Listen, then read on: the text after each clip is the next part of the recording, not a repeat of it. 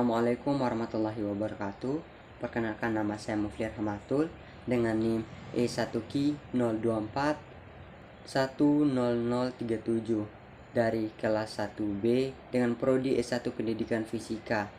Pada kali ini saya akan membahas rangkuman materi tentang ejaan bahasa Indonesia untuk memenuhi tugas bahasa Indonesia.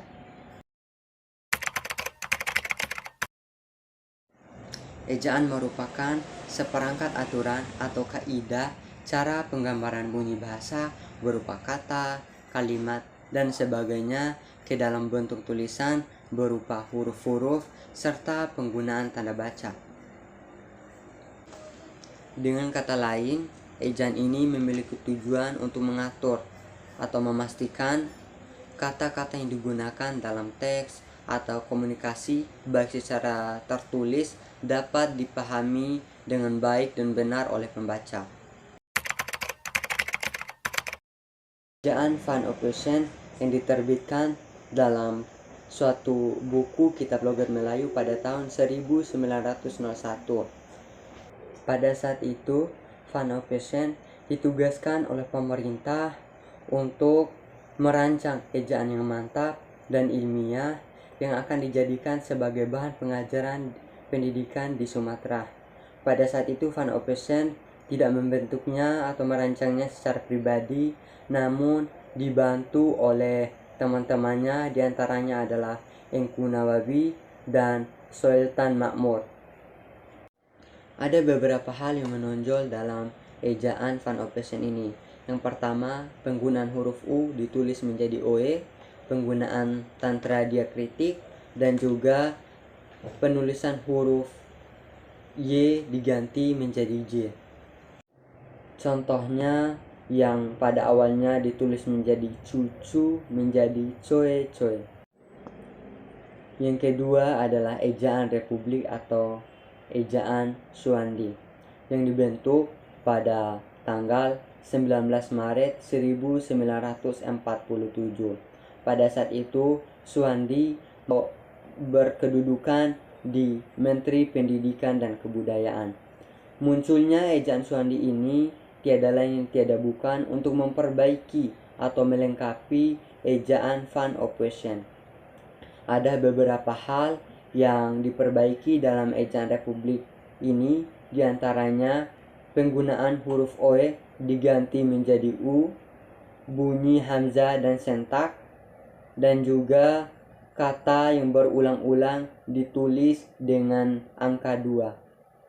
Contohnya yaitu pada kata pagi-pagi menjadi pagi. Perkembangan ejaan tidak berhenti sampai di ejaan Republik atau pada tahun 1947. Namun semakin lama ejaan makin berkembang, yaitu pada tanggal 23 Mei 1972 muncul lagi ejaan baru, yaitu ejaan yang disempurnakan atau disebut sebagai EYD. Hal ini disertai dengan penerbitan buku saku berwarna merah putih pada tahun 1972. Kemunculan ejaan baru ini tidak lain tidak bukan untuk memperbaiki ejaan lama, yaitu ejaan Republik atau ejaan Suwandi. Ada beberapa hal yang diganti dalam ejaan EYD ini, diantaranya penulisan huruf J diganti menjadi Y, penulisan huruf DJ menjadi J, dan juga penulisan kata-kata yang berulang tidak ditulis dengan angka 2, melainkan ditulis berulang-ulang. Yang keempat adalah ejaan bahasa Indonesia. Seperti kata saya tadi, ejaan ini tidak berhenti sampai di situ. Semakin lama, semakin berkembangnya zaman dan juga teknologi, ejaan juga berubah. Di mana munculnya ejaan bahasa Indonesia ini merubah ejaan atau memperbaiki ejaan yang pada awalnya atau sebelum kemunculan ejaan bahasa Indonesia, di mana pada ejaan bahasa Indonesia ini berfokus memiliki 21 huruf konsonan dan 5 huruf vokal. Dalam materi ejaan ini, saya akan membahas 3 poin penting, diantaranya adalah penulisan huruf, kedua penulisan kata, dan ketiga adalah penggunaan tanda baca. Kita masuk ke poin pertama, yaitu penulisan huruf. Penulisan huruf merupakan hal yang paling penting atau bagian yang penting dalam bahasa Indonesia. Penulisan huruf yang baik akan mempengaruhi makna, kualitas, dan juga kesan dari sebuah teks. Pada materi penulisan huruf ini ada 3 poin mendasar. Yang pertama adalah penulisan huruf besar. Biasanya digunakan pada awal kalimat, nama seseorang, ataupun gelar. Kemudian yang kedua adalah penulisan huruf miring. Pada penulisan huruf miring ini biasanya digunakan pada istilah asing, misalnya caption. Dan yang terakhir adalah penulisan huruf tebal. Biasanya digunakan untuk menegaskan kata-kata tertentu. Kemudian yang kedua adalah penulisan kata. Ada hal penting harus kita pahami dalam penulisan kata ini. Pertama adalah kata dasar. Kata dasar adalah kata yang sudah ada.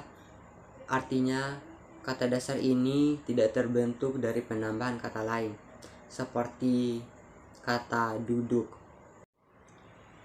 Kemudian yang kedua adalah kata turunan.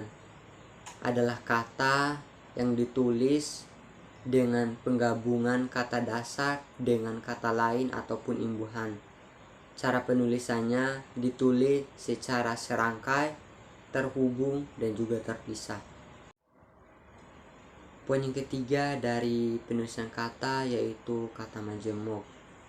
Adalah kata ataupun gabungan dari 2 kata atau lebih yang ditulis secara serangkai.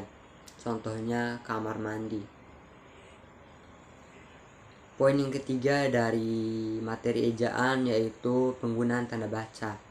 Tanda baca adalah simbol yang tidak berhubungan dengan fenom atau kata dan frasa, melainkan berperan untuk menunjukkan struktur tulisan dan juga tinggi rendahnya serta nada yang terdapat di sewaktu pembacaan. Ada beberapa hal yang harus kita pahami pada penggunaan tanda baca. Di antaranya yaitu tanda titik, biasanya digunakan pada akhir kalimat, singkatan, ataupun pernyataan. Tanda koma biasanya digunakan untuk memisahkan unsur-unsur tertentu dalam suatu kalimat. Kemudian tanda seru biasanya digunakan pada akhir kalimat perintah dan seruan. Dan yang terakhir adalah tanda tanya. Tanda tanya ini biasanya digunakan pada akhir kalimat perintah. Permasalahan-permasalahan mengenai ejaan bahasa Indonesia bisa kita lihat di lingkungan sekitar, seperti pada penulisan poster ataupun spanduk. Misalnya pada penulisan dijual rumah mewah, nego sampai jadi. Seharusnya yang benar adalah dijual rumah mewah, nego sampai jadi. Kemudian permasalahan yang kedua adalah dilarang buang sampah sembarangan, denda Rp 100.000. Seharusnya yang benar adalah dilarang buang sampah sembarangan, denda Rp 100.000. Kesalahan tersebut bisa kita lihat pada tanda titik sesudah Rp. Permasalahan-permasalahan tersebut bisa atau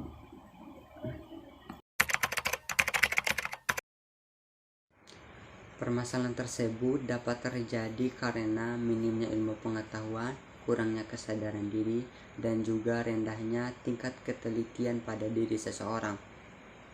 Oleh karena itu, untuk mengatasi permasalahan tersebut agar tidak terjadi, maka bisa dilakukan dengan cara Yang pertama, meningkatkan kesadaran diri pada seseorang melalui kegiatan sosialisasi atau kampanye terhadap pentingnya penggunaan bahasa Indonesia yang baik dan benar.